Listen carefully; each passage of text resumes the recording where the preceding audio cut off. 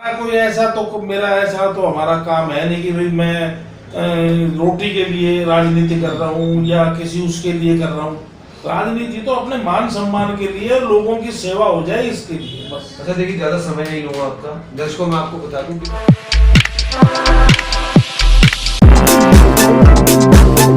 For information on the news around you, keep watching Face Talk YouTube channel, subscribe to the latest news and press the bell icon. जी नमस्कार, मैं राजा live face वार्ता कैमरे हमारे विचार आपके हिंदी समाचार पत्र न्यूज नेटवर्क। दर्शकों, आज के मेहमान से मिलवाने से पहले मैं उनके फादर के बारे में आपको कुछ बताना चाहूँगा। मैं कैमरामैन से गुजारिश करूंगा कि थोड़ा सा ऊपर दिखाए। ये जो आप देख रहे हैं ये कोई मामूली चीज नहीं है, ये ताम्रपत्र है। ताम्रपत्र व्यक्ति को जब मिलता था वो जब देश के लिए लड़ते थे। जो ये आप देख रहे हैं ये एक ताम्रपत्र, स्वतंत्रता सेनानी, सच्चे स्वतंत्रता सेनानी 13 साल की उम्र में ये जेल गए, देश के लिए लड़े, यहां तक कि देश के लिए बलिदान दिया। इनका नाम था चौधरी अमर सिंह सोरान। हमारा गोत्र है सोरान, इनका गोत्र है। चौधरी अमर सिंह देख रहे हैं आप, क्या पर्सनैलिटी थी, बंदूक लगा रखी है और पूरे क्रांतिकारी थे। ये सब मैंने आपको इसलिए बताया क्योंकि बात देश की जब होती है तो बात आती है स्वाभिमान की। तो स्वाभिमान, इनसे मैंने सीखा, इनकी बातें मैंने सुनी। तो उनके फादर सच्चे स्वतंत्रता सेनानी थे। 13 साल की उम्र में, नाबालिग 13 साल शायद ज्यादा नहीं होते, उस वक्त जेल गए और देश की आजादी के लिए इनका एक बहुत बड़ा योगदान था। उन्हीं सब बातों को लेकर आज के खास मेहमान से आपकी बात भी कराऊंगा और उनका परिचय कराता हूं। आइए सर, नमस्कार। नमस्कार। भारत माता की जय। भारत माता की। सर सबसे पहले मैं आपसे एक गुजारिश करूंगा, क्योंकि मैं आपके बारे में क्या बताऊं, अगर आप थोड़ा सा अपना परिचय बताएं हमारे चैनल को तो बड़ी मेहरबानी होगी। अपना परिचय, मेरा तो कोई खास परिचय है नहीं जी। नाम सुनील चौधरी है और यहाँ आनंद रोड पे निवास स्थान है। और मैं 3 बार जो है भारतीय जनता पार्टी किसान मोर्चा जिले का अध्यक्ष रह चुका हूँ। एक बार भारतीय जनता पार्टी का उपाध्यक्ष किसान मोर्चे का रहा प्रदेश में, एक बार कार्यालय मंत्री रहा प्रदेश में, और छोटे छोटे पदों के ऊपर होकर जो है आज यहाँ तक पहुँचे हैं। हमारे पिताजी जो है वो 13 साल की उम्र में जेल जाने लगे थे और एक बार नहीं कई बार जेल गए हैं जी।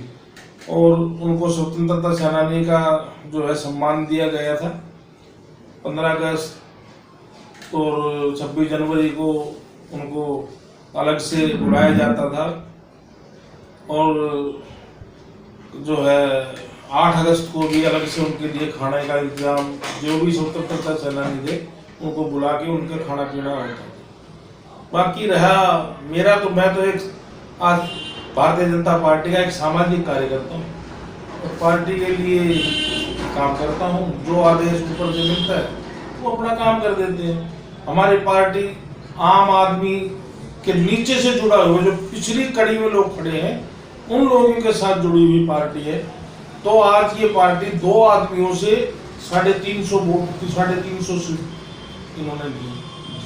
तो हर आदमी इस पार्टी से जुड़ना चाहता है, हर आदमी इस पार्टी को वोट देना चाहता है, हर आदमी मोदी जी के साथ जुड़ना चाहता है। लेकिन उपचुनाव हुआ, 5 सीटों में से खाता नहीं खुला। नहीं, वो ये तो देखो, पहले से ही 1 सीट थी हमारे पास। सारी बार एक सीट थी, वो हर चीज चलती रहती है। देखो ये झूठ अमंटर भारतीय जनता पार्टी को बोलने नहीं आते कि हम ये कर देंगे, हमने बिजली फ्री, हमने पानी फ्री। वो 26,000 करोड़ का घोटाला तो ये अभी पानी का निकला हुआ है।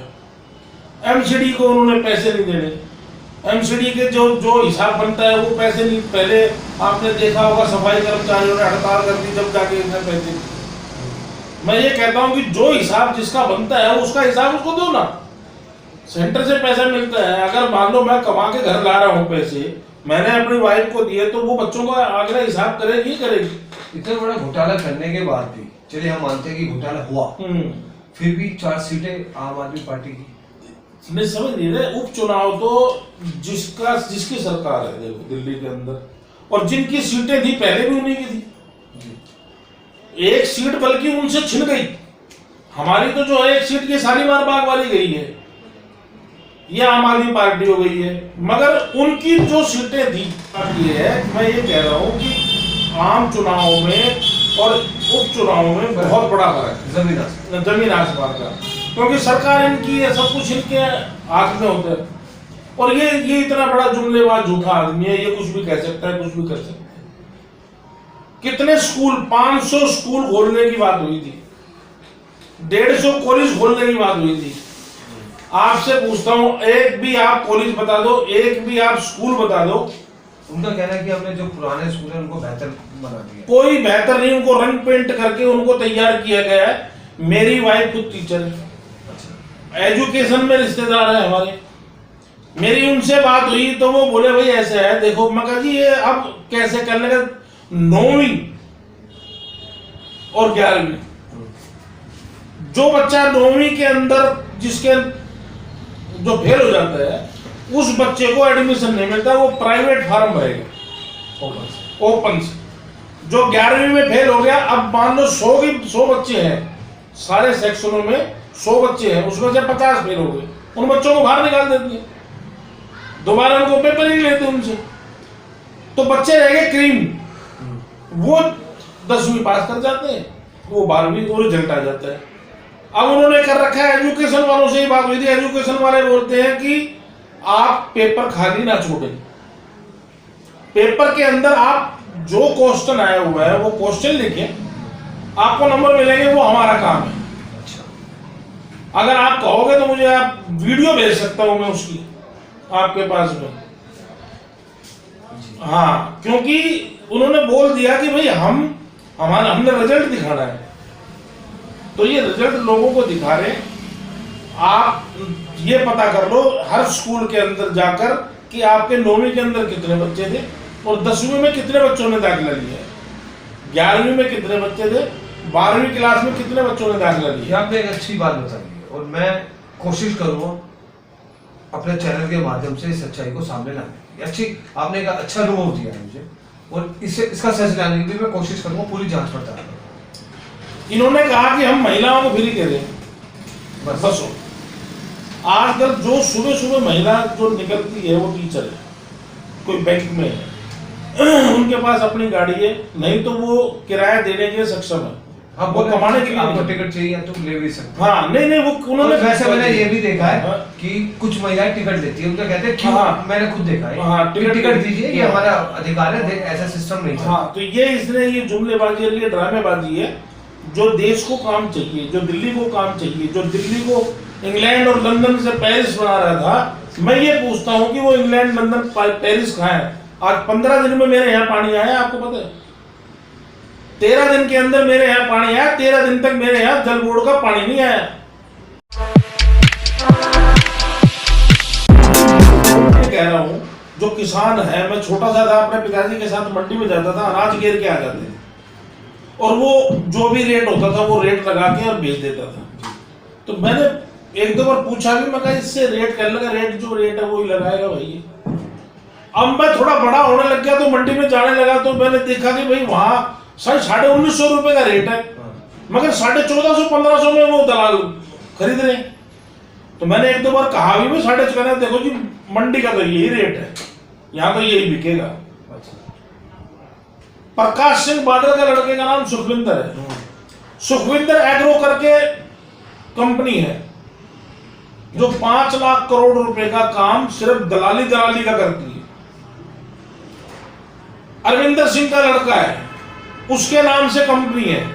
शायद आप कांग्रेस की बात कर रहे हैं। कांग्रेस के मुख्यमंत्री है पंजाब के अरविंदर सिंह, और प्रकाश सिंह बादल जो है उनका बेटा है सुखविंदर, जिसके नाम से सुखविंदर एग्रो।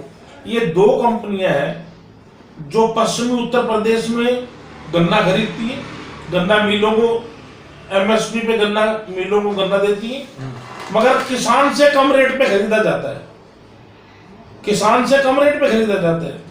हमारे से 1450-1500 रुपए के अंदर गेहूं खरीदा जाता है, और जब हमारा गेहूं खरीदा गया और उसके अंदर हम जो है ये तय हो जाता है कि 1450-1500 में गेहूं खरीदा।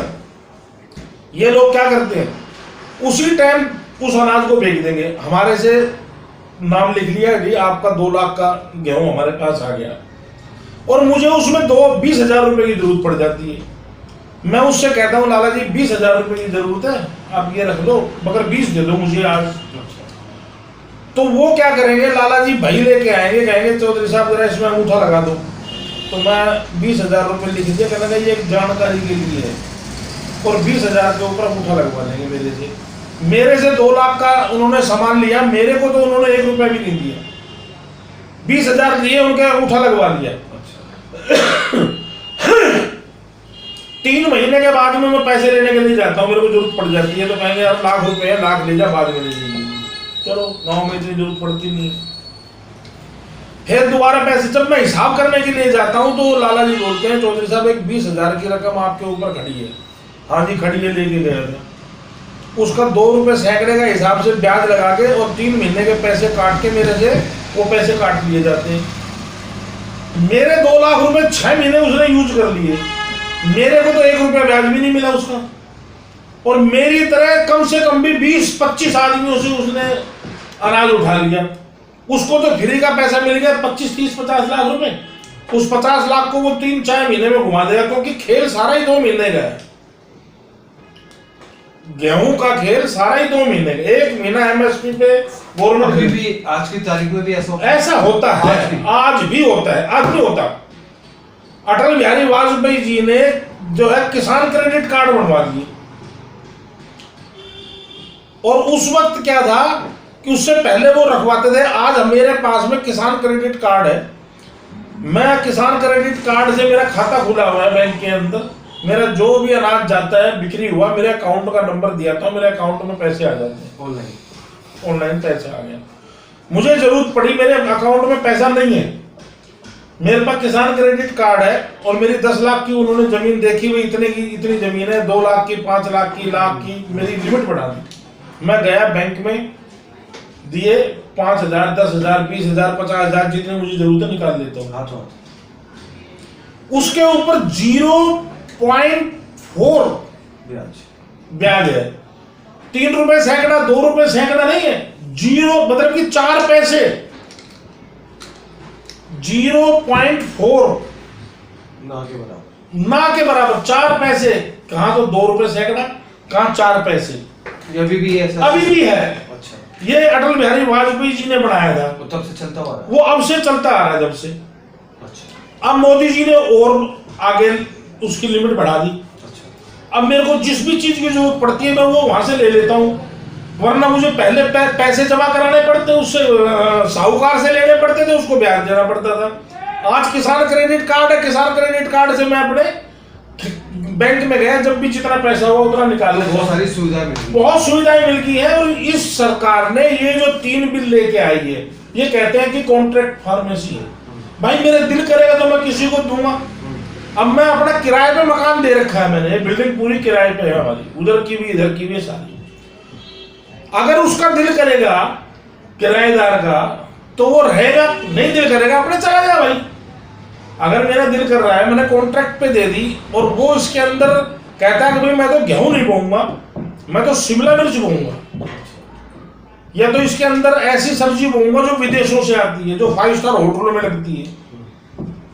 सोनीपत के पास में अभी 3-4 गांव है, मैं खुद चक्कर मार के आया हूँ, वहां कॉन्ट्रैक्ट फार्मेसी होती है। और वहां पर मतलब कि उन्होंने बताया कि कम से कम भी ज्यादा नहीं तो 70 गांवों में उन्होंने बताया कि वहां कॉन्ट्रैक्ट हो रहा है। और वो जितनी भी सब्जी पैदा होती है वो ऐसी सब्जी है कि जो हमारे यहाँ होती ही नहीं थी, वो सब्जी पैदा कर रहे हैं, और 5 स्टार होटलों में किलो के हिसाब से बिक रही है। आप ये भी मानते हैं कि जमाना बदला है तो मूलभूत सुविधाएं भी बहुत बदली है। आपकी जमीन नहीं जा रही, कोई आपसे जबरदस्ती जमीन नहीं खरीद रहा। आपका 3 साल का कॉन्ट्रैक्ट है, आप करें तो करें, नहीं तो मत करें। अगर आप कॉन्ट्रैक्ट कर रहे हैं तो उसकी डॉक्टर भी वही भेजेंगे, वो चेकअप वाले भी वही भेजेंगे, बीज भी वही देंगे, उसको सारी चीज को वो करेंगे।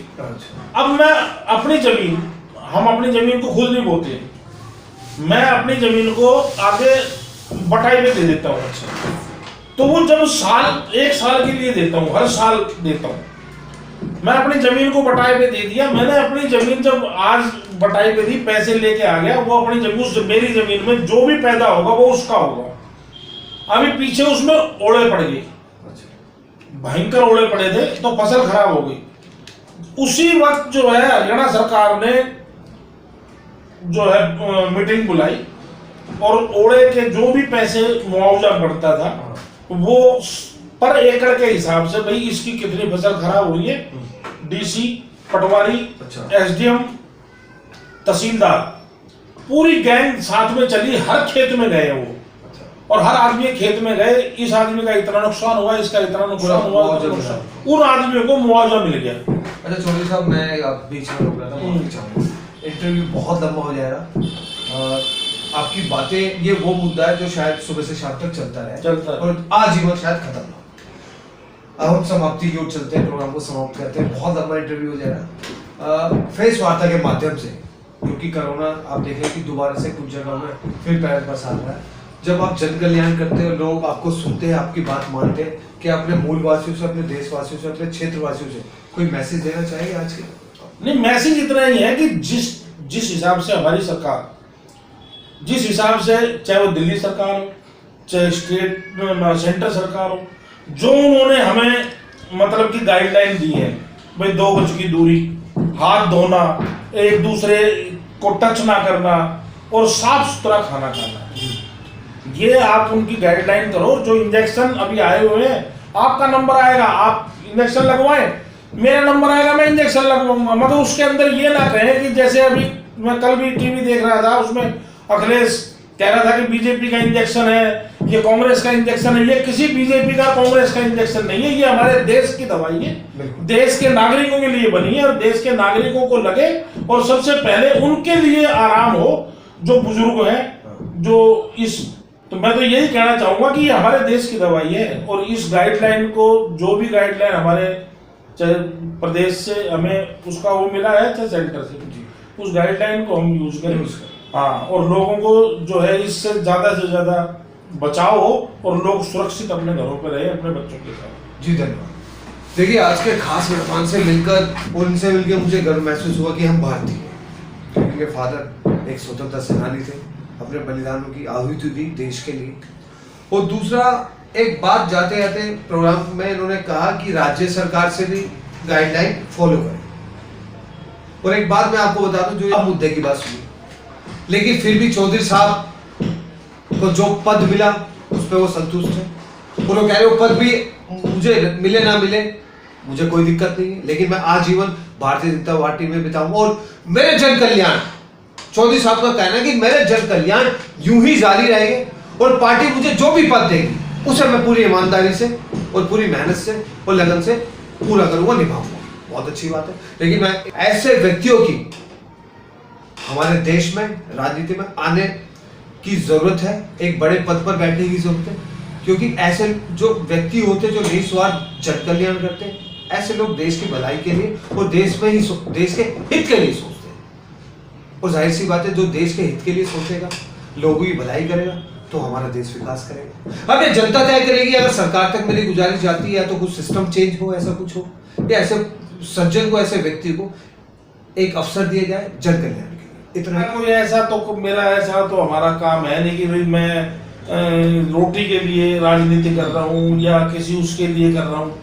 राजनीति तो अपने मान सम्मान के लिए, लोगों की सेवा हो जाए इसके लिए बस। अच्छा देखिए, ज्यादा समय नहीं लूंगा आपका। दर्शकों, मैं आपको बता दूं कि मैं चौधरी साहब के पास जब आया, बड़े साधारण तरीके से उन्होंने कहा आइए बैठिए, बात करते हैं। ये बहुत बड़ी मान्यता ही होती है किसी के घर जाना और वो एकदम से आपको टाइम दे दे, बहुत बड़ी बात है। आपका ज्यादा समय नहीं लूंगा। 2 प्रश्न, जाहिर सी बात है आप सिपाही है बीजेपी के, लेकिन फिर भी मैं पूछ लेता हूँ, क्या आपकी नजर में हमारे नरेंद्र मोदी साहब एक अच्छे प्रधानमंत्री भारत? बहुत बड़ी, बहुत बड़ी है। मैं कहता हूँ लोगों का कहना है कि महंगाई लगातार बढ़ रही है। किस लिए नहीं महंगाई? अगर आपने इस देश में रहना है, पेट्रोल और गैस, नहीं ये बहुत छोटी चीज है। थोड़ा सा नहीं सुनो, अगर इस देश के अंदर रहना है, मैं सो रहा हूँ आराम से, मैं 100 रुपए लीटर पेट्रोल ले रहा हूँ और मैं आराम से सो रहा हूँ, तो मुझे उसका वो सोने का कर्ज चुकाना पड़ेगा, क्योंकि उसके लिए कोई जग रहा है। सिपाही। कोई सिपाही उसके लिए जग रहा है, मेरे लिए वो बॉर्डर पे जग रहा है। उसके पैरों में जूते नहीं थे, उसके तन के ऊपर बुलेटप्रूफ जैकेट नहीं थी, उसके पास हथियार नहीं थे। आज मेरा देश पैरों पे खड़ा हो गया है, या अब देश चलने के लिए तैयार है। 70 साल के अंदर कांग्रेस ने इस देश को घुटनों पे खड़ा कर दिया था, और इन्होंने ये कहा था पैसे पेड़ों पे नहीं उगते। मैं ये कहता हूं कि अगर आप चैन की नींद सो रहे हो, कांग्रेस की सरकार के अंदर रोज बम ब्लास्ट होते थे, आज 7 साल की सरकार के अंदर कोई एक बम ब्लास्ट बता दो। पुलवामा हमला हुआ, सर्जिकल स्ट्राइक, घर में घुस के मार के आए। अगर मैं चैन की नींद सो रहा हूं तो मुझे वो उसका हक अदा करना पड़ेगा जो जाग रहा है उसके लिए। वो भी किसी की माँ के बच्चे हैं, वो भी किसी के, उसके भी कोई बेटे बेटी है, पोता पोती है। वो जो लोग वहां खड़े हुए हैं वो हमारे भाई हैं, हमारे लिए वो जग रहे हैं, हमारे लिए गोली वो खा रहे हैं। आप ये कहना चाहते हैं देश को मजबूत बनाने के लिए महंगाई ये जो जरूरी है, बढ़ाई गई, जरूर। लेकिन हो सकता है कि दोबारा से ठीक हो जाए। आपके पास में पैसा नहीं है। देखो, जब यहाँ से कांग्रेस सरकार गई थी, आपका खाली था गल्ला, आपको गल्ला भरना है। गल्ला कैसे भरोगे आप? गल्ला तो जब ही भरोगे ना जब आपके पास पैसा होगा। अगर तेल को और डीजल को बढ़ा दिया, पेट्रोल डीजल को बढ़ा दिया, तो पेट्रोल डीजल से जो पैसा आएगा वो देश की उन्नति में लग रहा है। आज राइफल खरीदे जा रहे हैं, S-400 आ रहे हैं, तेजस बनाए जा रहे हैं, हमारे घर से हथियार जो है दुनिया को देने की तैयारी है। दवाई हमारे घर के अंदर, कोरोना काल की दवाई हमारे घर के अंदर बन चुकी है, हमारे देश से विदेशों में जाने की तैयारी है। तो आप क्या सोचते हो इसके अंदर पैसा नहीं लगा? अगर मैं अपने देश के लिए खर्च नहीं कर सकता तो मुझे जीने का भी अधिकार नहीं है, ये मैं कहता हूं। तो आप ये कहना चाहते हैं कि देश को और मजबूत बनाने के लिए अगर और भी टैक्स लगाया जाए, और भी बढ़ाया जाए, तो वो हमें करना चाहिए। जब मेरा देश ये खड़ा हो जाएगा कि आज मैं अपने पैरों पे खड़ा हूं और मैं चलने के लिए तैयार हूं, तो मुझे उसको शक्ति देनी चाहिए, ना कि नरेंद्र मोदी की बुराई करके नरेंद्र मोदी का पीछे खींचो। नरेंद्र मोदी को अरे यार 70 साल दिए, इस आदमी को 25 साल दे दो, 25 साल दे दो। अगर देश पूरी दुनिया के अंदर 10 साल के अंदर ये दिखा देगा आपको, ये अभी 3 साल हो रहे हैं ना, इस 3 साल में आज ये महंगाई है। मैं किसान का बेटा हूं, मेरे यहाँ सब्जी पैदा होती है, मेरे यहाँ फल फ्रूट पैदा होता है, मेरे यहाँ अनाज पैदा होता है, मेरे यहाँ सब चीज पैदा होती है। मुझे किस चीज की वो है? मगर अगर तुम देश को नहीं दे सकते, तुम आराम से सो और तुम्हारे लिए कोई मरे, तुम्हारे लिए कोई सरहद में गोली खाए, ये नहीं चलेगा। अच्छी विचार है। आखिरी प्रश्न प्रोग्राम को समाप्ति की ओर ले चलते हैं। वैसे मैं प्रश्न 2 पूछना चाहता, शॉर्टकट में मैं पूछ लेता हूँ, लेकिन आपने उस प्रश्न का जवाब मेरा पहले दे दिया। राजधानी, कैपिटल राजधानी, क्या हमारे मुख्यमंत्री दिल्ली के एक अच्छे मुख्यमंत्री आपकी नजर में? बिल्कुल भी नहीं है। उनको तो सिर्फ हिंदू मुस्लिम तुष्टीकरण की राजनीति करनी और जो है जुमलेबाजी का काम करना है। अच्छा, आज जो ये आग लगी शाहीन बाग के अंदर, जो ये कांड हुआ, अगर ये संजय सिंह और ये लोग उनका साथ नहीं देते और उनको बोलते नहीं भाई प्रदर्शन करो, आराम से करो, मगर रोड को रोक के नहीं करो। आज के जो बैठे हुए हैं किसान बैठे हुए हैं, मैं किसान का बेटा हूँ, जमींदार है हम खुद, आज मैं किसान का बेटा हूँ, मैं उनका विरोध करता हूँ। मैं उनका किसानों का विरोध करता हूँ जो यहाँ बैठे हुए हैं। कारण ये कि वो किसान तो है ही नहीं, वो सारे के सारे दलाल हैं। अच्छा, आप मेरे साथ चलो, मैं आपको अपने गांव लेके चलता हूँ। गांव में छोड़ो, भादरगढ़ से ही चालू हो जाती है हमारी रिश्तेदारी लोहारू तक। कोई भी आदमी आज के टाइम आपको घर में खाली नजर नहीं आएगा। कोई खाद फेंक रहा है, कोई उसकी अंदर से घास उखाड़ के जो है, जो अपना खरपतवार है उसको बाहर फेंक रहा है, उसकी कटाई छटाई पानी रात को बिजली देते हैं। जब किसी ने मुझसे ये कहा था अगर एक किसान होते तो महंगाई तो दोगुना बढ़ जाती, सब सब्जी उगली बन जाती। भाई साहब समझ नहीं रहे हो, वो किसान तो अपने खेत में काम कर रहा है। आज मैं अपने गांव से अभी आया हूँ 3 दिन पहले, तो एक आदमी के 4-4 आदमी हो रहे हैं वहां पर। आप ये देखो कि जो आदमी खेत के अंदर काम करता है वो सुबह से शाम तक उसको फुर्सत तो मिलती ही नहीं। तो आप ये कहना चाहते हैं वो किसान नहीं? ये किसान नहीं है। मैं आपको लिख के देता हूं, ये किसान नहीं है, ये वो लोग हैं जो, मैं छोटा सा था जब अपने पिताजी के साथ में मंडी में चला जाता था कई बार, चलो भी ट्रैक्टर लोड करो डाल के आएंगे, तो वहां जो आड़ती था उसकी आड़त के ऊपर जाके खाली कर देते थे और वो रेट लगाता था कि हाँ जी आज ये रेट है, 1950 रुपए का रेट है। आपको पता है हरियाणा के अंदर, पंजाब के अंदर जिसका गेहूं का 1950 रुपए रेट है और धान का 1868 रुपए रेट है और बाजरे का 2150 रुपए रेट है, मगर बाजरे को अभी हरियाणा के अंदर। चलिए इसी के साथ देता हूं इजाजत। कैमरे हमारे, विचार आपके। कैमरामैन हमारे मुन्ना भाई जो, और मैं राजा नाही, जो सच लाने की कोशिश करते और चले गए यहाँ के विधायक के पास और निगम पार्षद के पास।